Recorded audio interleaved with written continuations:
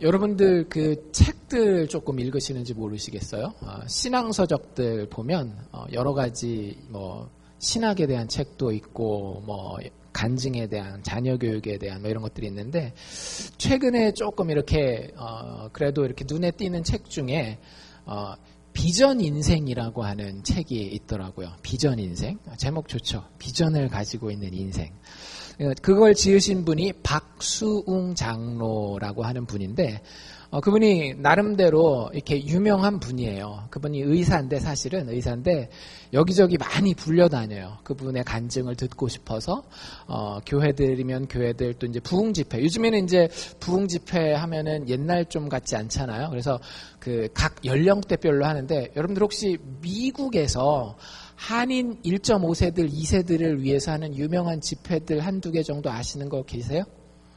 나중에 혹시 저희가 청년들이 어느 정도 되면 가면 참 괜찮은 집회인데 자마라고 하는 그 집회가 있고요. 코스타라고 하는 집회가 있어요. 그러니까 여기에 단골로 나가는 아주 유명 강사분이에요. 그래서 박수웅 장로님 혹시 기억해 놓으셨다가 뭐 이렇게 유튜브라든지 이런 것들 볼 기회가 있으면 한번 보셔도 괜찮겠더라고요. 그래서 성경만큼은 아니지만 또 우리가 간증을 들으면서 얻게 되는 그런 어떤 도전이 있고 한데 그분 이야기를 잠깐 제가 들려드릴까 해요. 이분이 1944년생입니다. 그러니까 1944년이면 아직 우리나라가 일제시대잖아요. 그렇죠? 그러니까 어려서 일제시대 말미에 태어나고 이제 조금 걷고 세상 좀 알아볼 만하니까 팍 뭐가 터져요? 6.25 터지고 한국이 하여튼 가난했던 그 50년대 60년대를 이렇게 살았던 분이에요. 그래서 아버지가 어려서부터 이 박 장로님한테 늘 머리에다가 세뇌시키신 게 있대요. 너는 딴 거 하지 말고 의사 돼야 된다. 의사 돼야 된다. 의사 돼야 된다 해가지고 처음에는 반항도 해봤는데 안 하면 옛날엔 다 어때요? 우리 다 맞았잖아요. 그래가지고 그냥 아주 어릴 때부터 자기 생각에 나는 의사가 돼야 되나 보다 하고 공부를 해봤는데 또 공부도 좀 되더래요. 그래가지고 아버지의 권유로 의사가 되어서 돈을 많이 벌기로 이렇게 작정을 하고 어린 시절을 고등학교 때까지 쭉 보내게 됩니다. 그래서 그분이 실제로 전남대 의대에 들어가요. 그래서 나름대로 여러분들 의대는 아무나 들어가는 데 아니잖아요. 그렇죠? 머리가 그래도 좋아서 공부 많이 해야 가는 데인데 그래서 의대에 들어가서 서울에서 그래도 괜찮다라고 하는 연세대병원 아시죠? 세브란스 병원. 거기서 또 근무도 하다가 군대도 그냥 이렇게 병으로 가지 않고 군의관으로 이렇게 가서 지내요. 그러다가 나중에 이렇게 한국이라는 곳이 좀 너무 우물안 같다라는 생각도 들고 또 이분이 이제 신앙생활을 하시던 분인데 어려서부터 하시던 분인데 하나님을 위해서 더 크게 내가 쓰임 받으려면 좀 더 큰 물로 한번 나가봐야 되지 않겠나 우리 같은 생각을 가지고 어디로 왔겠어요? 미국으로 오게 됩니다. 그러니까 미국에서 근데 한국 의사면은 미국에서 의사 할 수 있나요 없나요? 못하죠. 다시 자격증 시험을 봐야 되고 뭐 그래야 돼요. 근데 이제 이분이 미국에 와서 마취과로 이제 과를 바꿔서 공부를 해가지고 학교를 또 다니는데 되게 충격적인 일이 발생해요. 그러니까 학교에 가서 이제 배우려면 듣기도 하지만 말하기도 하고 미국에서 이제 학교 다녀보신 분들은 그래도 한국과는 다르게 일방통행이 아니라 쌍방통행이잖아요. 내가 말도 해야 되고 듣기도 해야 되고 특히 대학을 가면 그런 클래스들이 많아지거든요. 그러니까 의사들 같은 경우는 칠판에다가 강의해가지고 가르칠 수는 없잖아요. 실제 환자들 보고 기계들 다루고 하면서 해야 되는데 자기 그 담당 교수가 하루는 이렇게 얘기를 하더래요. 자네랑 얘기하고 있으면 영어로 얘기한 건데 자네랑 얘기하고 있으면 꽉 막힌 벽에다가 대고 얘기하고 있는 것 같네.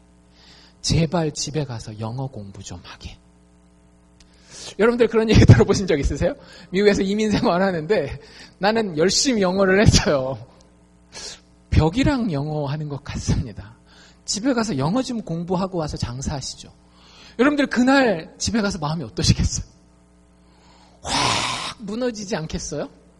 나름대로 한국에서 의대에 나와서 의사 할 정도면 공부 열심히 하고 영어도 잘하고 영어 시험 보면 맨날 뭐 100점 맞고 그러지 않았겠어요? 근데 그날 자기는 진짜 하늘이 무너지는 걸 느꼈대요.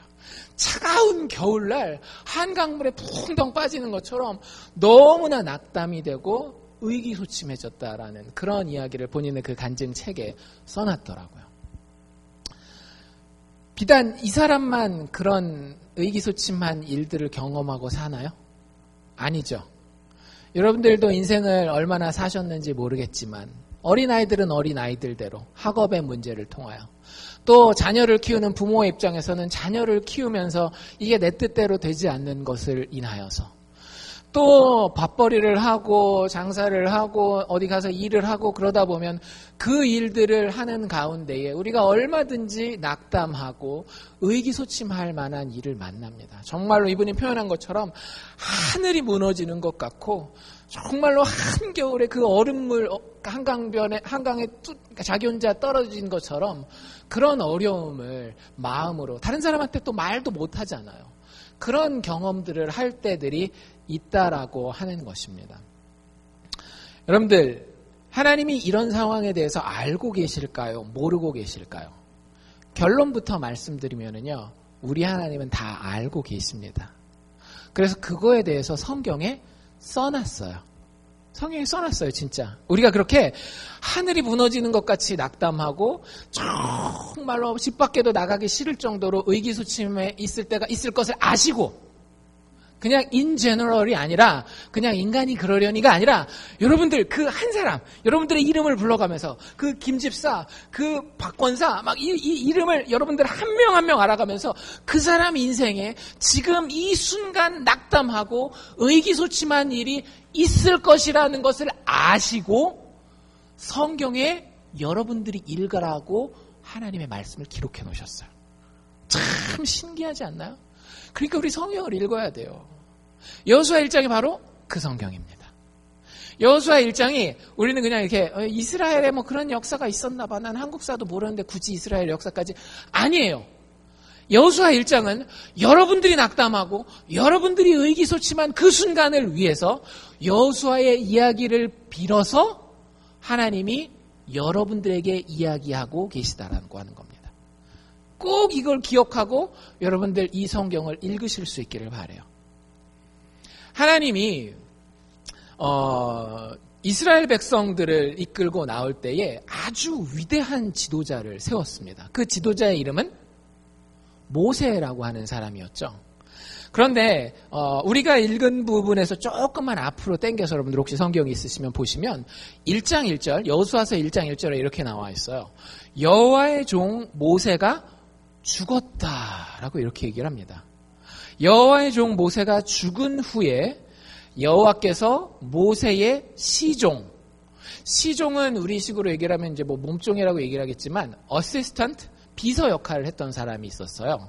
모세가 죽은 이후에 여호와께서 모세의 비서였던 눈의 아들 여호수아에게 일러 가라사대 여호수아를 부르고 있었다라고 이야기를 합니다.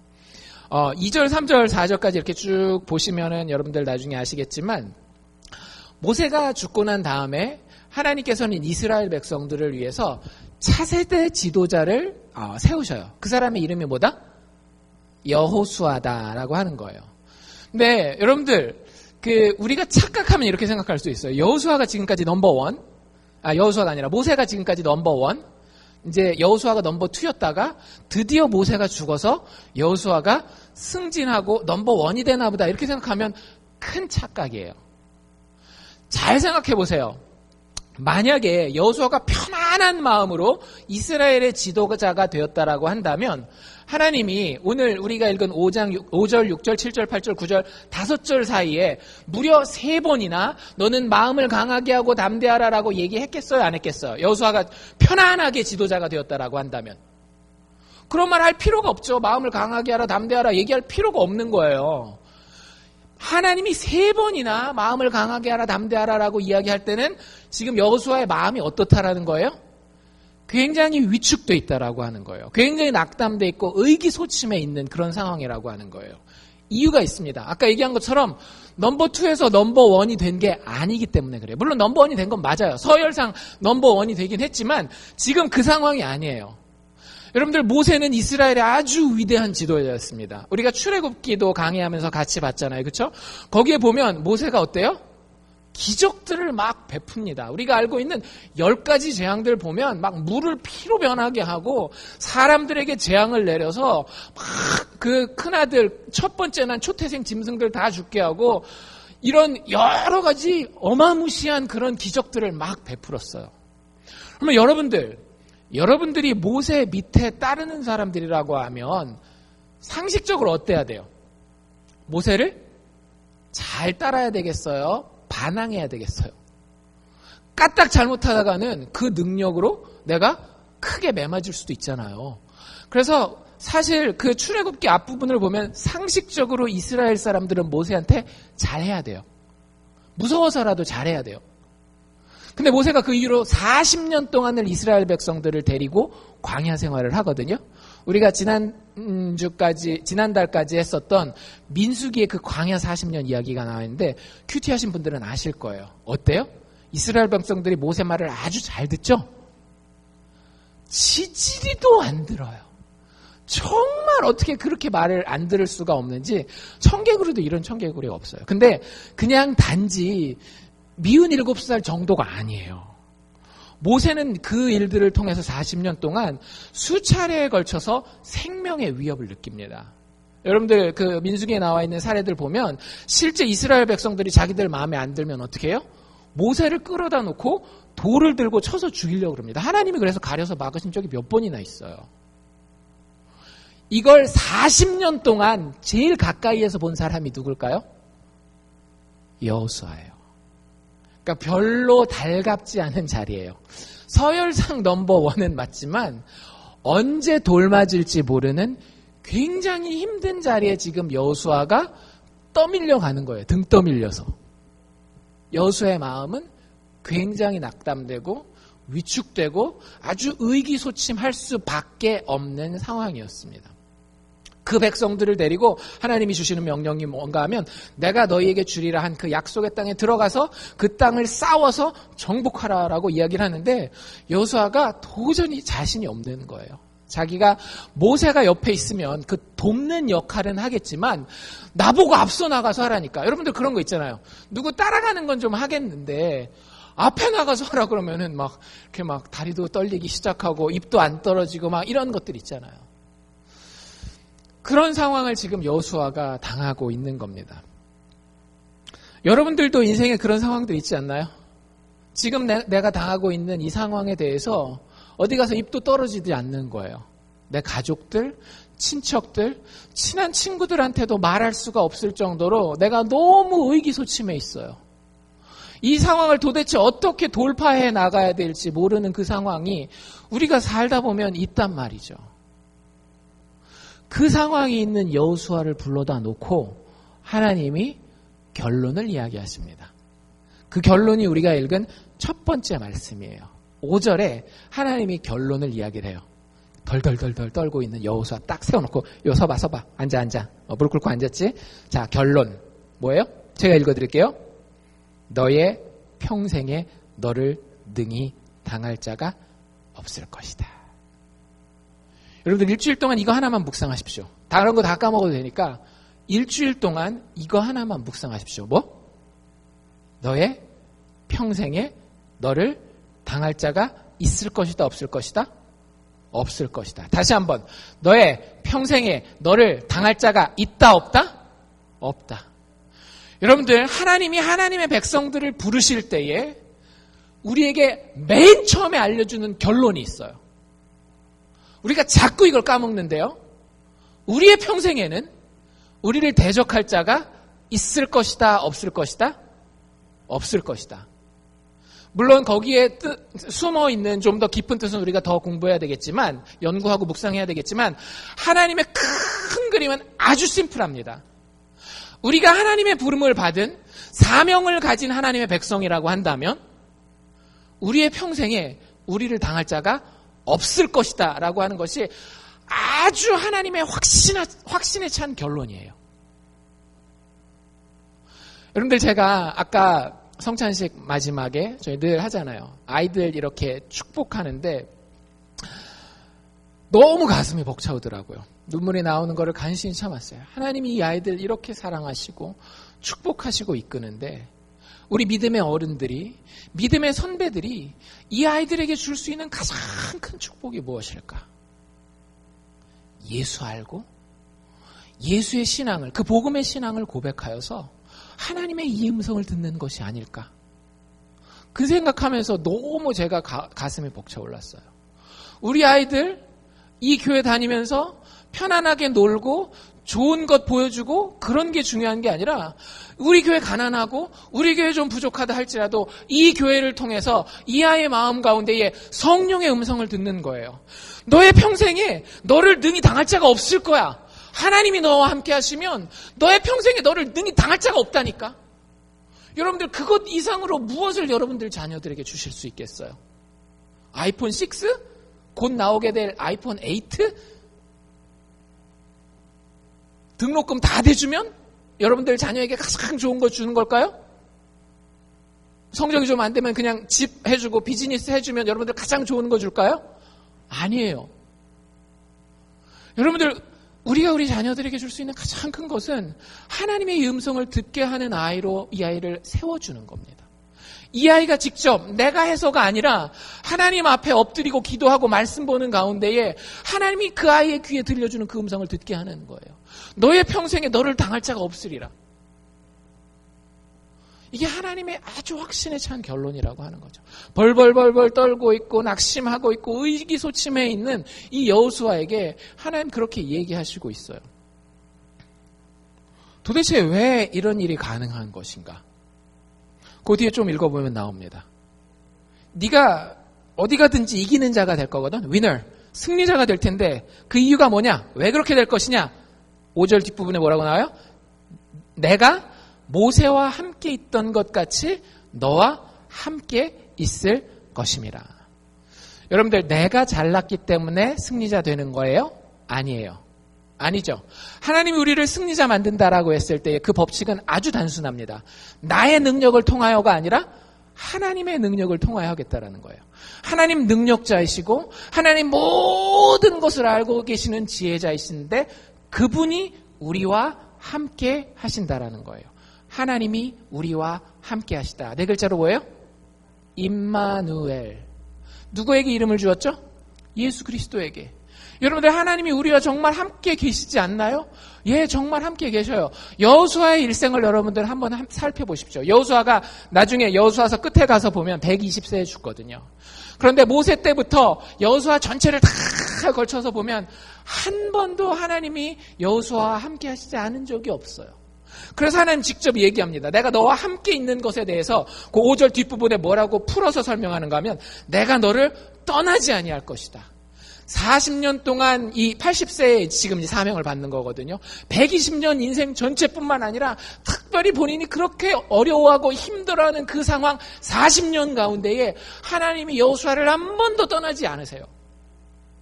그것만이냐? 아니에요. 거기다가 하나님 더 보태주십니다. 내가 너를 떠나지 아니하며 그 다음 뭐라 그래요? 버리지도 아니하리라. I will never leave you or forsake you. 내가 절대 너를 떠나지도 아니하고 버리지도 아니하리라. 떠나지 않는다에다가 버리지 않는다라는 걸 보태는 거는 여러분들 굉장히 더 큰 의미예요. 떠나지 않는 건 그냥 옆에만 있어주는 거지만 여러분들 사람이 언제 사람을 버리게 돼요? 두 경우입니다. 쓸모없을 때, 비기 싫을 때 떠나고 버리게 돼요. 여호수아가 하나님 앞에 쓸모없고 비기 싫었을 때가 있었을까요? 없었을까요? 있었어요. 여러분들 여호수아서 우리 사실 이거 큐티했던 본문이거든요. 기억해 보시면 아이성 전투가 바로 이 다음에 나와요. 아이성 전투에서 하나님께 물어보지도 않고 그냥 막 일을 진행해요. 하나님한테 굉장히 큰 해를 끼칩니다. 뒤에 보면 또 기브온 백성이라는 사람들이 와가지고 거짓말로 막 이스라엘 백성들을 속이거든요. 그러면 리더는 그거에 대해서 다 경계심도 가지고 그래야 되는데 다 풀어져가지고 우리가 전쟁 나가서 이겼다 그래가지고 정신줄 다 놓고 이스라엘 모든 백성들에게 올무가 되게 만듭니다. 하나님에게 얼마나 지극한 손해를 끼치는지 몰라요. 사람이면 어떻게 하면 돼요? 갈아치워. 국방부 장관? 시원찮네? 갈아치워. 다음 사람 세우잖아요. 이게 우리 정치판에서 보는 것들 아닌가요? 정치판에서만 보는 게 아니라 우리 주변에서도 보잖아요. 친구들 사이에서 보게 되는 거란 말이에요.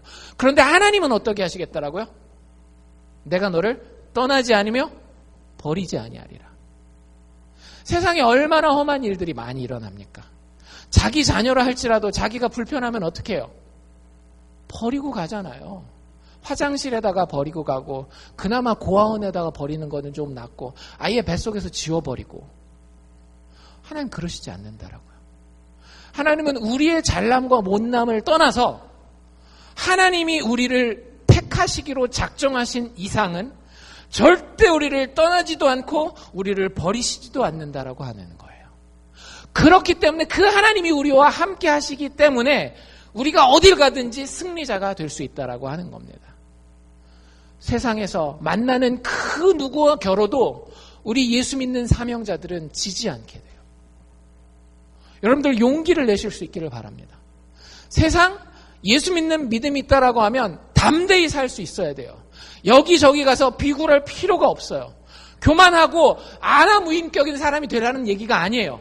겸손하고 온유하지만 어디 가서도 지지 않는 사람 되는 그 지혜를 우리가 예수 믿는 믿음 가운데에 소유할 수 있습니다. 우리가 그걸 모르기 때문에 교회 다니면서도 손가락질 받는 삶을 사는 거예요. 교회 다니면서도 구별받지 못하는 그런 삶을 사는 거예요. 여호수아에게 하나님은 분명히 말씀하고 계십니다. 너의 평생에 너를 능히 당할 자 없으리니 내가 모세와 함께 있었던 것 같이 너와 함께 있을 것임이라. 내가 너를 떠나지 아니하며 버리지 아니하리라. 하나님이 어떻게 여호수아와 함께 하셨는지 혹시 여러분들 아세요? 말로만. 여러분들 우리 주변에 그런 사람들 있죠. 말만 그냥 100만 리를 가고 있어요. 말만 천리 막 달려가고 있는데 행동이 하나도 안 따라주는 그런 사람들 있죠. 여러분들 우리 하나님은 그런 분이 아니에요. 여호수아에게 이렇게 얘기를 했잖아요. 여러분들이 이 이야기를 들으면 어떠실 것 같아요? 용기를 내, 힘을 내. 진짜 어려운데 여러분들 어떠실 것 같아요? 믿음이 좋아가지고 아멘! 제가 이제 힘을 내겠습니다. 그런 분들도 계실 수 있어요. 근데 많은 경우는 하나님 힘을 내라 그래도 막상 상황을 만나면 이렇게 예배 드리고 기도하고 찬양하고 할 때는 괜찮다가도 상황을 만나고 나면 어때요? 다시 금방 또 막 움츠러들고 그러잖아요. 모세가 이 일이 있고 난 다음에 실제 이제 그런 상황을 점점점 맞이합니다. 시험 보기 전까지는 주님이 주시는 능력으로 하나님의 그 지혜로 내가 열심히 준비해서 그 하나님 주시는 점수는 감사함으로 받겠습니다. 이렇게 가다가도 시험 전날이 되면 어때요? 막 이거 내일 시험 망치면 어떡하지? 막 이렇게 된다. 그 상황이 이 여호수아에게 딱 나타나요. 언제냐면 요단강을 건너가기 직전에. 지금까지는 아직 가나안 땅에 들어가진 않았거든요. 근데 가나안 땅이 어떤 땅인지 알고 있어요. 가나안 땅에는 누가 살고 있었습니까? 거인들이 살고 있었거든요. 자기가 감당하기 벅찬 대상들이 거기 있어요. 그것에 대해서 알고 하나님 의지해서 들어가려고는 하지만 막상 요단강을 건너가려고 하는 그때에 요단강도 막 철철철철 흘러 넘치고 있고, 그래서 어쩌면 요단강이 계속 범람해가지고 건너가지 않기를 바랬을런지도 몰라요. 여호수아는 너무 두려우니까 그 상황을 내가 맞닥뜨리기 싫습니다라는 마음을 가지고 요단강 너머에 있는 이 가나안 백성들에 대한 소문이 이 여호수아의 마음을 정말 낙담시키고 있을 때에 하나님 진짜 함께 하십니다. 말만 이렇게 하신 게 아니라 요단강을 향해 나아가고 있는 여호수아에게 어떤 한 사람이 나타나요. 한 번도 보지 못한 사람입니다. 근데 심상치 않아요. 무장을 하고 있는 거예요. 군인 같아요. 그래서 그 사람에게 물어봅니다. 딱 이게 여호수아의 직업 자체가 장군이었거든요. 군인이에요. 그러니까 무기를 딱 빼들었겠죠. 무기를 딱 빼들고 뭐라고 얘기를 하는가 하면 너는 우리 편이냐? 저 적군의 편이냐? 라고 물어봐요. 이 이야기 혹시 기억나세요? 5장 뒷부분에 나오거든요. 궁금하시면 뒤에 가서 확인해 보세요. 여호수아 5장 뒷부분에 나오는데 그 사람이 이렇게 대답해요. Neither. 네 편도 아니고 너의 적군 편도 아니다. 그러면서 하는 얘기가 뭐냐면 나는 여호와께로부터 너희에게 보냄을 받았다라고 얘기를 해요. 그리고 그가 자기를 뭐라고 소개하는가 하면 나는 여호와의 군대 장관이다라고 얘기를 해요. 영어 표현에 뭐라고 되어 있는가 하면 Commander of the Army of the Lord 이렇게 되어 있어요. 커맨더니까 최고 지휘관, 대장인 거예요. 대장. 지금 여호수아와 이스라엘 백성들이 군대를 모집해서 싸우러 간단 말이죠. 근데 거기에 커맨더로 누구를 보내준 거예요? 하나님이? 하나님의 천사를 보내준 거예요. 하나님이 말만 하셨어요? 직접 본인의 메신저를 보내서 함께 하셔요? 직접 본인의 메신저를 보내서 함께 하십니다. 여러분들, 이건 그림자예요. 하나님이 여호수아뿐만 아니라 모든 예수 믿는 사람에게, 하나님을 신앙하는 모든 믿음의 사람들에게 똑같이 약속하셨어요. 내가 너희와 함께하리라. 내가 너를 떠나지 않고 너희를 버리지 아니하리라라고 약속하셨는데, 말만 하신 게 아니라 실제로 이 땅에서 역사로 증명하셨어요. 언제? 예수 그리스도께서 이 땅에 오셨을 때에. 하나님은 세상에 어떤 다른 신이 인간을 찾아왔는지 보세요. 그것도 죽으러. 오직 성경의 예수 그리스도만 우리를 위해서 싸우고, 그 싸움 가운데 우리가 죽어야 되는 죽음을 대신 죽으러 오셨다라고요. 그래서 예수의 이름을 뭐라고 부른다라고요? 임마누엘이라고 부른다라고요. 우리의 삶에 하나님 약속하신 대로 예수님이 함께 계셔요. 예수님이 어디 계셔요? 2000년 전에 있었을지 모르겠지만 지금은 승천해서 하늘로 올라갔다면서요. 아니에요. 여러분들, 성경을 더 보십시오. 예수님이 하늘로 올라가시면서 요한복음에 뭐라고 말씀하셨어요? 내가 너희를 고아와 같이 버려두지 아니하리라. 내가 아버지로부터 보혜사를 받아 너희에게 성령을 보내주리라. 여러분들, 예수 믿는 자들의 마음은요, 세상 사람들과 달라요. 교회에 나와 있는 것이 나를 믿음의 사람 만들어주는 것이 아니라 내 마음 가운데 하나님이 현존하고 있는 것이 보이는 게 예수 믿는 사람 만들어진 증거예요. 성령이라고 합니다. 성경은 그것을. 여러분들, 예수 믿는다라는 거, 한 사람이 2000년 전에 나를 위해서 와서 죽었다가 나와 똑같은 몸을 가지고 죽은 그 사람이 사흘 만에 부활했다라는 걸 믿는 건 불가능한 일이에요. 그리고 그분의 부활이 내 능력이 된다는 걸 믿는 것은 더 불가능한 일입니다. 근데 그게 막 믿어져요. 그 감격이 막 물밀듯이 내 안에서 막 샘솟아 나와요. 여러분들, 그게 성령의 역사입니다. 내가 할 수 없는 상황 가운데서도 하나님이 약속하신 대로 예수 그리스도를 통해서 그것을 증명하셨고, 성령으로 지금도 함께하고 계시다라고 하는 것이 느껴지는 것, 그것을 경험하면서 사는 것이 성령 충만한 삶을 사는 것이에요. 하나님 약속하셨고 약속하신 대로 성취하셨다라고 하는 거죠.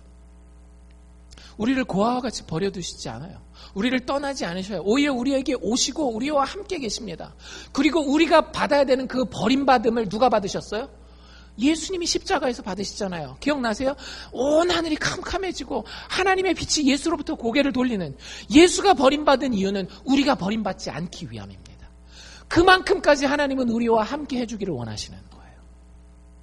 우리가 그걸 잊고 사는 겁니다. 얼마나 귀한 걸 잊고 사는 거예요. 참 바보 같은 거죠. 여러분들, 애들 티네이저 반항할 때 제일 안타까운 상황, 상담하고 그러다 보면 제일 안타까운 게 뭔지 아세요? 답은 제일 가까이에 있어요.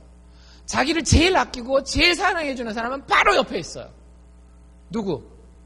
엄마, 아빠. 근데 굳이 그 티네이저들 어때요? 엄마, 아빠만 빼고 다른 데서 자꾸 답을 찾아요. 답이 나와요, 안 나와요? 안 나오죠. 티네이저들만 생각하고 이렇게 협치할 게 아니라 사실 우리는 누구를 돌이켜봐야 되는 거예요? 우리를 돌이켜봐야 되는 거예요. 여러분들, 우리의 삶의 답은 아주 분명합니다. 우리의 삶의 문제의 해결책은 아주 분명해요. 온 우주의 창조자 되신 하나님이 우리를 사랑하셔서 우리와 함께 하시기를 원하고 우리를 떠나지 않고 우리를 버리지 않겠다고 약속하셨어요. 그 결과 우리가 어디를 가든지 우리를 대적할 자가 있다 없다? 없다라고 얘기를 해주셨어요. 그게 우리가 받은 약속입니다. 여호수아에게 그것에 대해서 지금 그렇게 강조하고 있는 거예요. 하나님의 측면에서는 문제가 있다 없다? 문제가 없다. 하나님 이렇게 선언하는 거예요. 야, 가자. 난 준비 다 됐어. 한마디가 더 남았죠. 뭐가 남았겠어요? 여러분들, 오늘 아침에 교회 오실 때 혹시 시간 때문에 촌각을 다투신 분 계십니까? 먼저 나온 사람이 항상 하는 얘기가 있죠. 뒤에 남은 그 남은 자들에게 뭐라고 얘기를 해요? 준비됐어! 짜증나는 목소리로. 이미 끝나고 나온 사람은 문제가 없는 거죠. 근데 아직 남아있는 사람들이 문제인 거예요. 똑같은 상황입니다. 하나님께는 모든 것이 준비됐어요. 하나님은 하나님의 백성들에게 승리를 주실 준비가 되어 있습니다. 이제 누구 차례예요? 하나님의 백성들의 차례예요. 여호수아의 차례예요. 그리고 우리의 차례예요. 그리고 그 하나님의 백성 여호수아에게 하나님이 아주 단순하게, 단순 명료하게, 여호수아가 못 알아들을까봐 2가지 명령을 주십니다. 여러분들 그 명령은 지금 우리에게도 여전히 유효해요. 잘 들어보십시오. 너희가 이렇게 하면 너희가 어디 가든지 너희의 인생에 대적이 없으리라. 2가지 명령입니다. 이 정도는 기억하실 수 있으시겠죠. 첫 번째, 영적 훈련을 하라라고 명령하십니다. 여러분들 예수 믿는 사람으로서 이렇게 능력 있는 삶을 살기를 원하십니까? 그냥 가만히 감나무 밑에서 입만 벌리고 있으면 그냥 하나님의 이 능력이 내 입에 똑 떨어진다고 생각하시면 착각입니다. 하나님은 우리를 로봇으로 부르시지 않으셨어요. 하나님의 일에 같이 동참해서 같이 놀기를 원하세요. 그래서 우리가 할 일을 주시는데 그 첫 번째가 바로 영적인 훈련에 동참하라고 하는 거예요.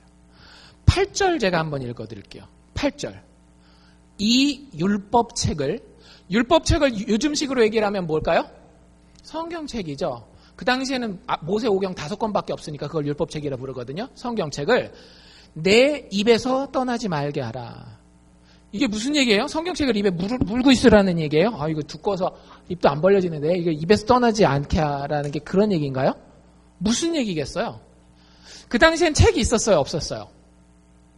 그 당시엔 책이 없었습니다. 성경을 읽는다라고 하는 것은 항상 뭐를 전제하는 거냐면 둘 중에 하나예요. 듣거나 자기가 외운 것을 입으로 암송하는 거예요. 즉 율법책을 너의 입에서 떠나지 말게 하라라고 하는 것은 무슨 뜻인가 하면 성경책을 읽으라는 겁니다. 성경책을 읽을 뿐만 아니라 입에서 떠나게 하지 말며 주야로 그것을 어떻게 하라? 묵상하라. 여러분들 성경책 읽으시죠? 우리가 그렇게 많이 얘기했으니까 1월 달에도 얘기했고 7월 달에도 얘기했으니까 읽으시죠? 읽으시면 읽는 걸로 나는 오케이 됐어. 덮어버리고 다 까먹는 게 아니라 어떻게 해야 된다라고요? 생각하라고요. 깊이 생각하라고요. 여러분들 일터에 가서 8시간 동안 하나님의 말씀을 좀 생각해 보십시오. 여기 이렇게 하나님 얘기하고 계시는데 너의 평생에 너를 등이 나갈 자가 없다. 근데 나는 왜 못 당하는 것 같지? 그렇게 고민하면서 여러분들의 삶을 살아가시란 말이에요. 묵상하고 생각해보고 도대체 뭐가 문제인지 발견해보고 내 능력과 내 판단과 내 지혜가 아니라 하나님의 말씀에 근거해서 내 인생을 해석해보고 판단해보고 평가해보란 말이죠. 이 율법책을 내 입에서 떠나지 말게 하며 주야로 그것을 묵상하며 주야로잖아요. 밤낮으로 잠자서 침대에 누워있을 때에도 그리고 그 가운데 기록된 대로 어떻게 하라? 다 지켜 행하라. 이것을 우리는 영적 훈련이라고 얘기를 합니다. 예수 믿는 자의 삶이 달라요. 여러분들 교회 다니는 사람이 세상에 나가서 똑같이 살면 문제가 되는 겁니다. 그거는 뭔가 잘못된 거예요. 그런데 많은 사람들이 예수 믿는 자의 삶이 주일날 교회 나오는 것만으로서 세상 사람들과 다르다라고 생각하는데 아니에요. 여러분들 편의점도 24/7, 7 days a week죠. 크리스찬 되는 것도 뭐예요? 24/7, 7 days a week입니다. 한순간도 하루도 여러분들이 크리스찬 안 되는 날은 있다 없다? 없어요. 그게 성경적인 방식이에요. 주야로 항상 하나님의 말씀을 우리가 읽고 묵상하고 그대로 생각해서 판단해서 내 삶에 적용해서 실천하는 것. 그러면 하나님 어떻게 해주시겠다라는 거예요? 너의 평생에 너를 능히 당할 자 없으리라. 그 앞에 보면 7절엔 뭐라고 얘기를 하고 있는가 하면 나의 종 모세가 너에게 명한 율법, 성경을 다 지켜 행하고 좌로나 우로나 치우치지 말라. 그래야만 어떻게 되리라? 그리하면 어디로 가든지 네가 형통하리라. 우리 얼마나 좋아하는 말이에요. 만사 형통하십시오. 이거 안 믿는 사람들도 쓰는 말이란 말이에요. 성경에 그게 가능하대요. 어떻게 하면? 여호와의 율법을 입에서 떠나지 않게 하고 주야로 묵상하고 거기에 가르쳐 명한 것을 다 행하면 우리가 형통할 수 있다라고 하는 거예요. 내 길이 평탄하게 될 것이라. 내가 형통하리라. 여러분들 자녀의 길이 평탄하기를 원치 않으세요? 자녀의 길이 형통하기를 원치 않으세요? 그럼 어떻게 하셔야 되겠어요? 자녀로 하여금 성경 읽게 하셔야 되는 거예요. 자녀로 하여금 성경 묵상하도록 하셔야 되는 거예요. 자녀로 하여금 이게 성경에 나와 있으면 그 아이가 불편하더라도 지키게 하셔야 되는 거예요. 엄마, 내 친구들은 다 여자랑 자던데 성경에 그러지 말라고 돼 있는데 얘야? 지켜라? 하시는 거예요. 엄마, 내 친구들은 다 치팅하던데, 컨닝하던데 성경에 보니까 하나님 거짓말을 싫어하던데 하지 마라. 여러분들, 이게 자녀를 어떻게 하는 거예요? 자녀의 길을 평탄케 하는 것이고 자녀를 형통케 하는 것입니다. 여러분들 여기에 목숨 걸어보셨어요? 많은 한국 부모님들이 자녀를 키울 때 목숨을 걸어요. 한국 부모님들 중에 목숨을 안 거는 부모님은 없어요. 근데 문제는 어디에 목숨을 거는가 하면 엉뚱한 데 목숨을 걸어요. 좋은 학원 선생님 찾는데, 뭐 애들을 잡는데, 뭐 별의별 데. 근데 그런 것도 필요할 때가 있거든요. 근데 하나만 하실 수 있다라고 한다면, 여러분들이 정말 하나만 택해야 된다라고 하면 뭘 택하셔야 되겠어요? 여러분들 자녀로 하여금 그 율법책을 입에서 떠나지 않게 하고 주야로 그것을 묵상하게 하고 거기서 가르쳐 지킨 것을 다 지켜 행하게 하라. 그러면 여러분들, 제가 장담합니다. 여러분들이 자녀들의 학업에 대해서 지금 받는 스트레스에 반도 안 받으실 거예요. 여러분들 자녀들의 진로에 대한 걱정에 반도 안 하시게 될 겁니다. 정말이에요. 우리가 우선순위를 놓치면은요, 인생이 굉장히 힘들어져요. 제가 여러분들에게 애들 공부도 시킬 필요 없습니다. 뭐 좋은 거 입히고 먹을 필요 없습니다. 이런 얘기 하는 게 아니라는 거 아시죠? 저도 부모잖아요. 부모로서 자녀에게 좋은 것 주고 싶어 하는 마음이 모든 부모에게 똑같다는 거 알고 있어요. 저도 그거 해주지 못할 때의 아픔을 알고 있고, 부모가 인도해주는 그 길로 자녀가 가지 못할 때의 안타까움 다 알고 있어요. 그런데 저보고 하나를 택하라고 한다면 전 이걸 택하겠습니다. 여호수아서 1장 8절. 이 율법책을 내 딸아, 내 입에서 떠나지 말게 하고 주야로 그것을 묵상하며 그 가운데 기록한 대로 다 지켜 행해봐라. 그러면 너의 길이 평탄하게 될 것이고 내가 형통하게 될 것이다. 제가 어렸을 때 들었던 말씀이에요.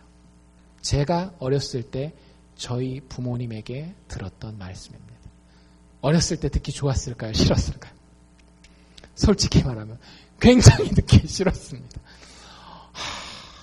몇 번 말씀드렸잖아요. 저희 아버지가 공부 성적은 내가 확인 안 해도 너 오늘 아침에 성경 읽고 기도했느냐 그건 확인한다 맨날 그러는데, 근데요 지나 보니까 야, 얼마나 좋은 것을 내가 유산으로 받았는지, 얼마나 귀한 걸 유산으로 받았는지 지금 깨달아 알아요. 부모가 되어서도 그걸 한번 그래서 실천해 보려고 노력하고 있습니다. 여러분들, 이건 단지 우리가 자녀를 키우는 문제만은 아니라는 거죠. 한 인간이 정말로 그 길이 평탄하고 형통하기를 원한다면 하나님 우리에게 주시는 명령이 있는데 그 명령이 뭐라고요? 성경 말씀, 성경 말씀. 그 성경 말씀에 근거해서 영적인 훈련을 하라는 거예요. 마음에 품으실 수 있기를 바랍니다. 그러면 5절에 나와 있는 약속이 누구 것 된다? 내 것이 된다. 두 번째 명령, 첫 번째는 영적 훈련을 하라. 두 번째 그 명령은 무엇인가 하면 오늘 제목이에요. 뭐예요? 마음을 강하게 하라, 담대히 하라. 여러분들 이런 생각 해보셨어요? 이게 명령이라는 생각?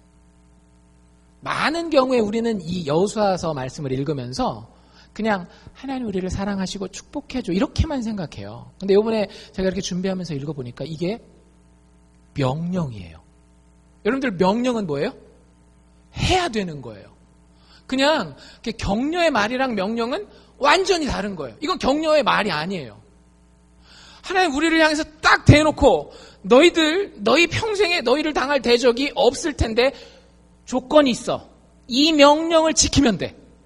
그 명령이 뭐라고요? 마음을 강하게 하라, 담대히 하라. 여러분들, 하나님이 아까 우리가 첫 번째 영적 훈련이라는 얘기를 했죠. 영적 훈련보다도 우리에게 더 중요하게 주시는 계명이 있어요. 그것은 바로 무엇인가 하면 우리 마음에 대한 계명이에요. 마음에 대한 계명. 인생의 대부분의 일은 사실은 알고 보면 뭐에 대한 문제인가 하면 마음에 대한 문제입니다. 그게 단순히 돈? 단순히 인간관계? 여러분들 그거는 그 징검다리 역할을 할 뿐이에요.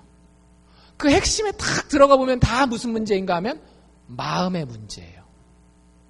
그런데 그 부분을 지금 하나님이 건드리고 계시는 거예요. 여호수아야, 너 지금 낙심하지? 너 지금 의기소침해 있지? 근데 내가 너에게 명령할 것이 하나 있는데 네 마음을 좀 들여다보고 네 마음을 이렇게 해. 어떻게? 그 마음을 강하게 하라. 담대히 하라. 여러분들 이 명령 지키기 위해서 크리스찬으로 한번 애써 보셨습니까? 잠언에 보면 어떤 말이 있어요? 무릇 지킬 만한 모든 것보다 너의 마음을 지키라라고 돼 있잖아요. 우리가 교회 다니면 외적인 행동 굉장히 많이 지키려고 해요. 술 마시지 말아야 되겠다. 담배 피지 말아야 되겠다. 도박하지 말아야 되겠다. 마약하지 말아야 되겠다. 부지런하게 살아야 되겠다. 거짓말하지 말아야 되겠다. 바람 피우지 말아야 되겠다. 막 겉에 행동을 막 줄줄이 리스트를 만들잖아요. 그렇죠? 그런 노력을 많이 해서 나름대로 깨끗하게 사시는 분들 계셔요. 그런데 하나님의 진짜 관심은 그것보다 한 단계 더 밑에 있더라고요. 뭐에 있더라고요? 우리가 과연 하나님 함께 하시는 것을 신뢰하기 때문에 우리의 마음을 지키느냐라고 하는 거예요. 여러분들의 객기와 여러분들의 능력 때문이 아니라 하나님 주신 약속 때문에 내가 너와 함께 한다니까? 내가 너를 떠나지 않고 너를 버리지 않는다니까? 그 말 들은 거 한마디 때문에 내가 내 마음을 지키는 거예요. 내 마음을. 저도 자유롭지 못한데요. 저도 여기서 자유롭지 못한데 여러분들 진짜 힘들 때 어떻게 하세요? 죽겠어요. 자식 문제 때문에. 비즈니스 문제 때문에 너무너무 힘들어요. 예수 믿는 사람이. 제가 정말로 오래 관찰했거든요. 많은 사람들과 그리고 저 스스로를.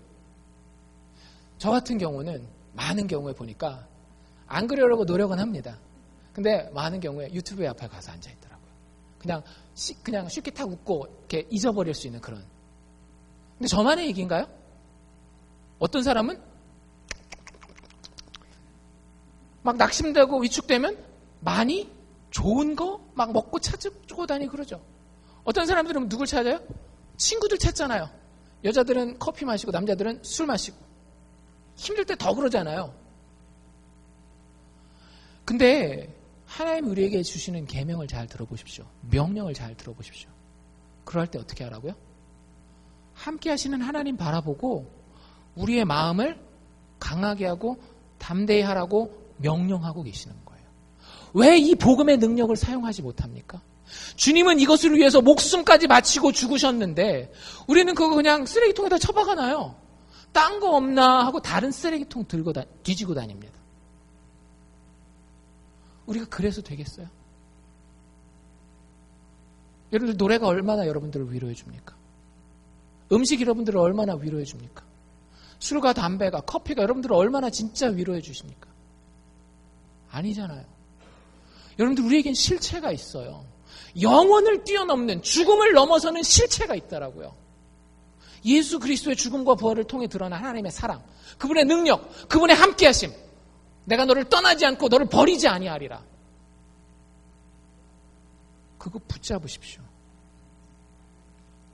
아까 그 박수홍 장로 어떻게 됐는지 궁금하시죠? 미국에서 의사 면허를 과연 땄을까 못 땄을까?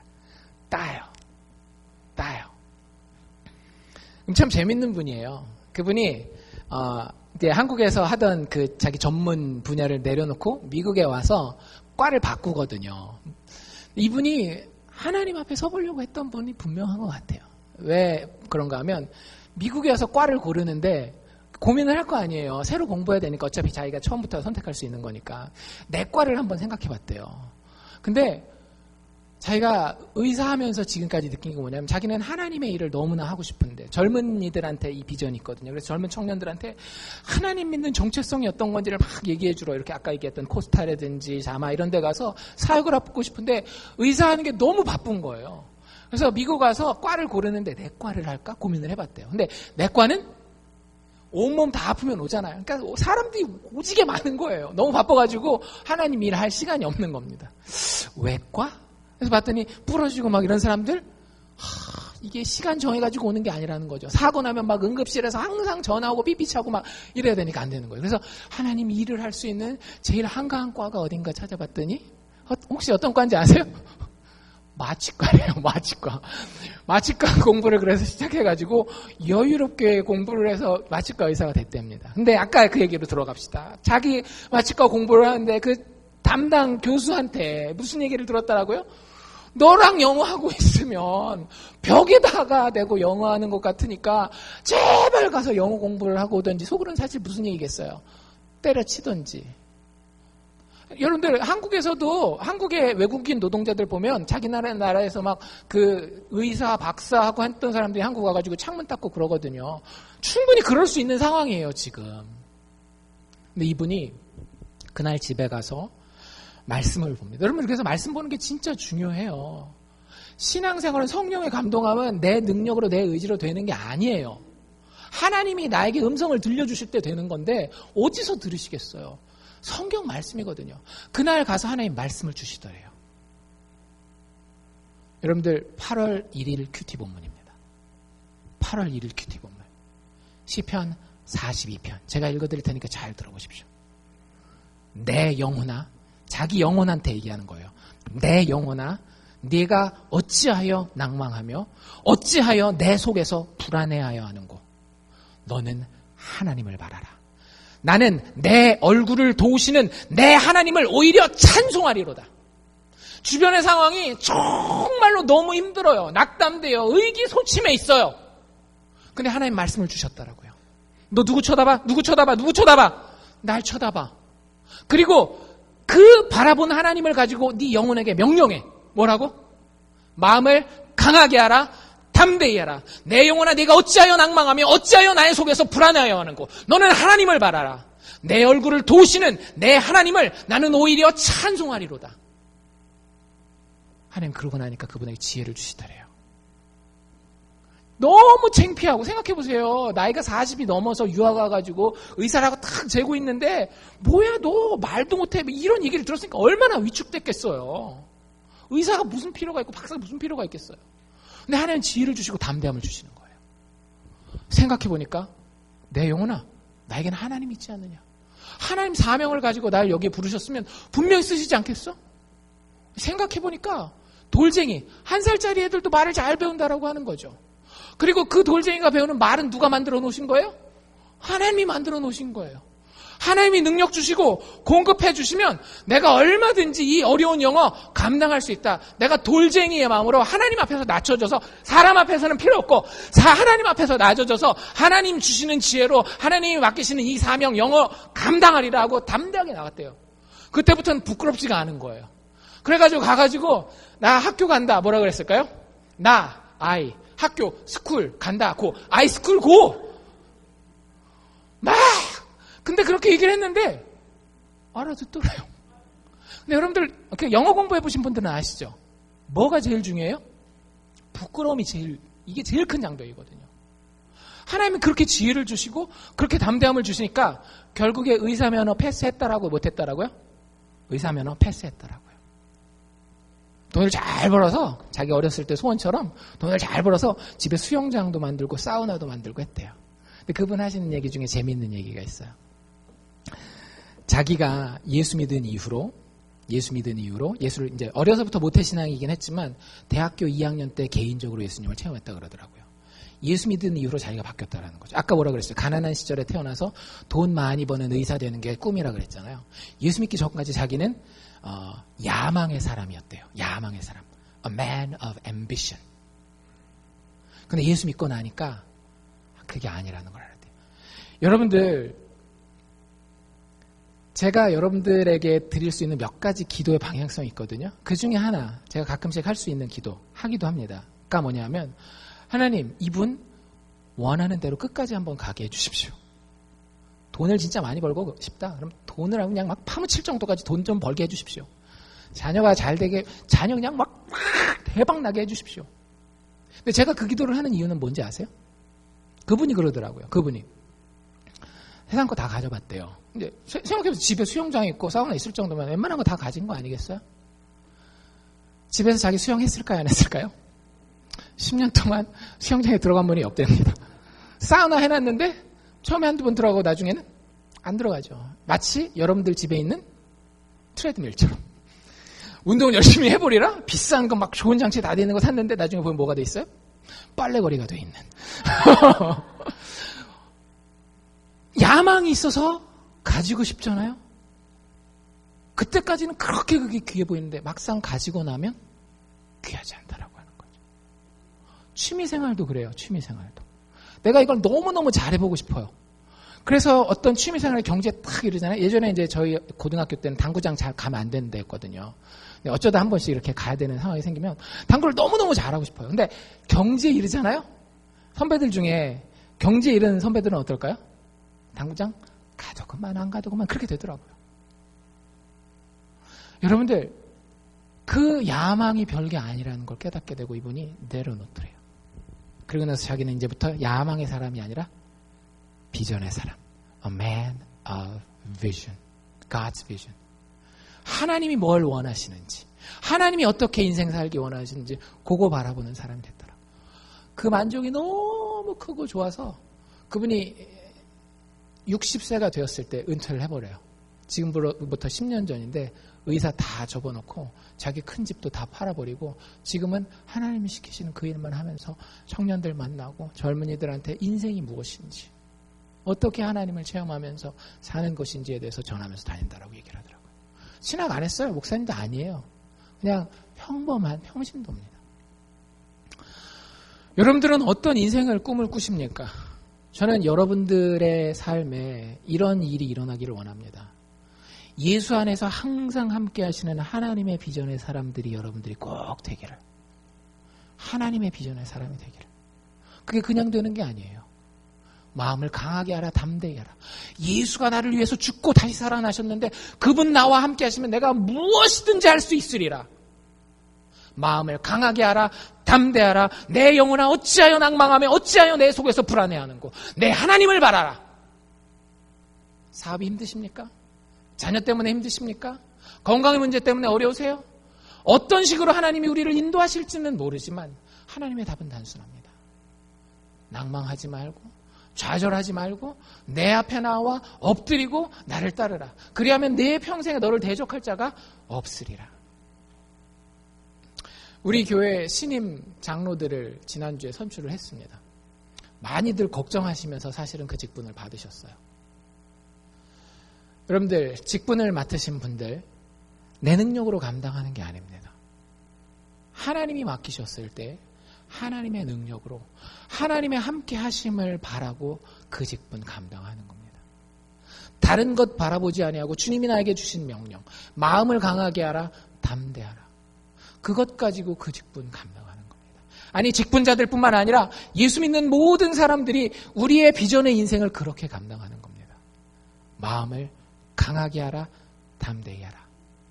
여러분들 스스로에게 평생에 하나님의 이름으로, 예수님의 이름으로 이렇게 명령하실 수 있기를 주의 이름으로 축원합니다. 기도합시다.